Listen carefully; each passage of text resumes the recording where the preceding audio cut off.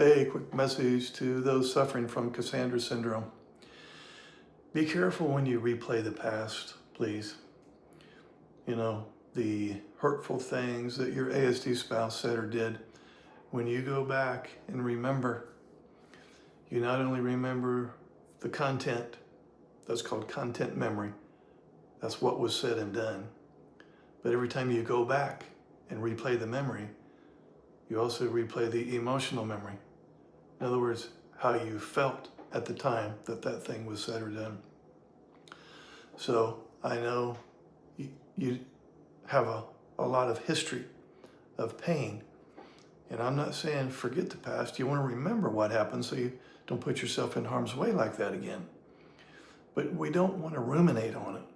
We don't want to replay the whole movie and sit down with a bucket of popcorn and just rehash the whole thing over again, because every time you go back, there's content memory and emotional memory. And every time you replay that emotional memory, it hurts all over again. It hurts all over again. You re-injure your heart. You can't afford to do that anymore. So forgiveness is just, I'm not going to go back and replay the old hurtful memories anymore. They're going to still pop in my head. And when they do, yeah, I can't believe he said this last year. I can't believe he didn't follow through with that 5 years ago.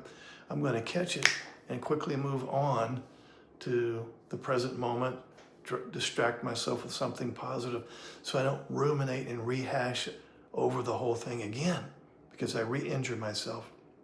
Don't forget, when you go back and reflect on the past, there'll be content memory and emotional memory. And when you replay the event, you replay the hurt again.